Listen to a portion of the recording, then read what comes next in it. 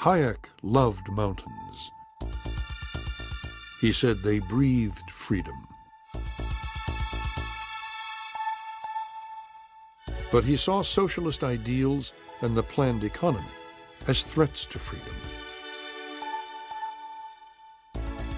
And so he organized a conference at a formerly fashionable hotel on the top of Mont Pelerin, Pilgrim Mountain. Well, what happened in 1947 was that Hayek at last brought off a great dream, which was to assemble 36, mostly economists, some historians, a few journalists, a handful of what he regarded as survivors, good eggs, good intellectuals, who understood the market economy and the whole of the case.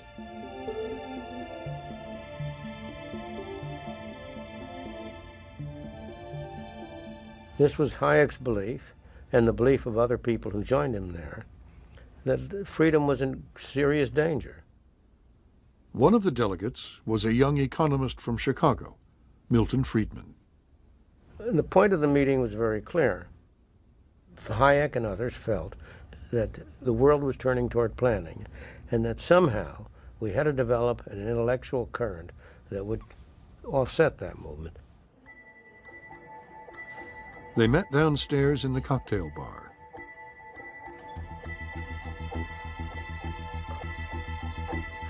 The room and its furniture are not much changed.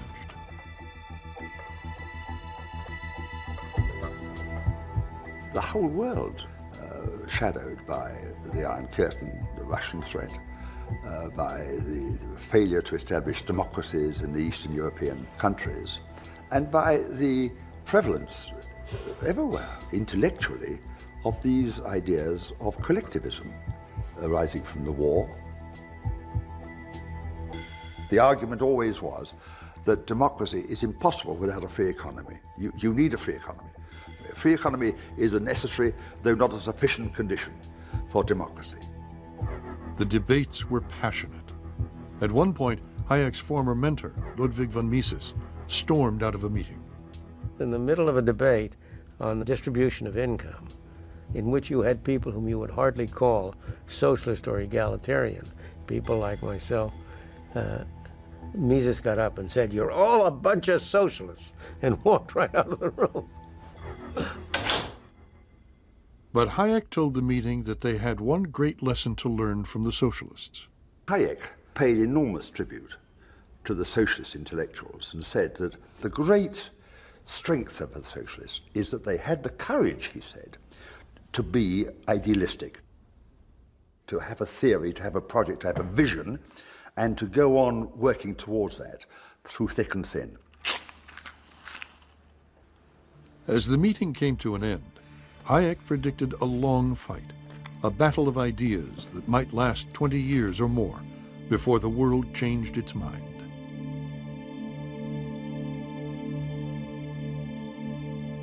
In the meantime, Hayek could see only one gleam of light.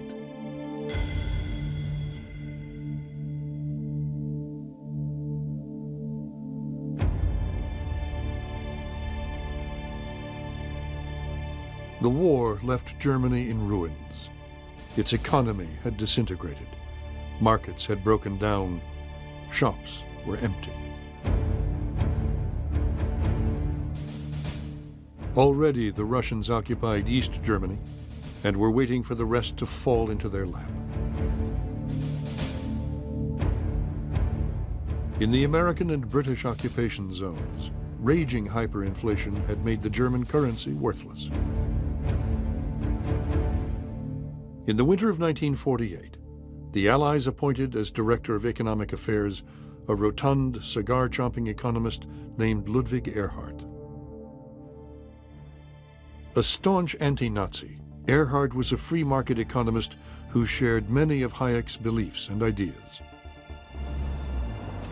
He also believed the Allies' economic rules were making a bad situation worse. The occupying authorities had imposed a system under which there were extensive wage and price controls, supposedly to control inflation. But of course, wage and price controls never control inflation. And you had essentially an economy that was brought to a halt In dieser Situation In this situation, the black markets formed, und auf dem schwarzen Markt and American cigarettes were its form of currency. amerikanische Zigarette.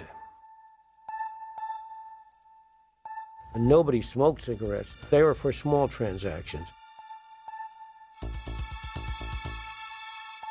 Cognac was a medium of circulation for large transactions. The Allies introduced a new currency, the Deutschmark, to replace the worthless German money. But for Erhard, that was not enough. So, without informing the Allies, Erhard went on the radio and made a startling announcement.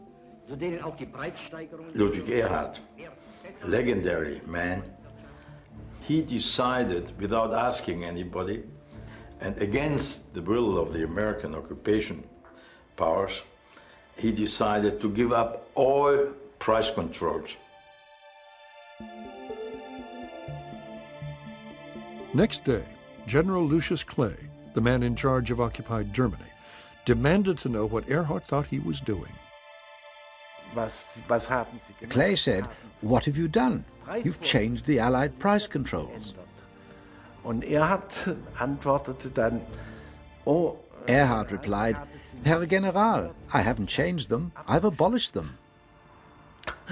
und Klee sagte dann, And Clay said, "My advisors tell me it's a big mistake." großer Fehler gewesen sei.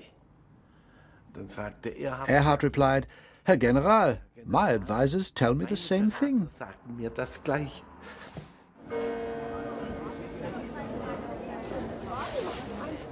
Overnight, the black market disappeared. People stopped hoarding, and goods not seen for 10 years went on sale. It started the markets working with free prices. Instead of nothing being in the windows of the shops, everything started to come up. And that began the German economic miracle.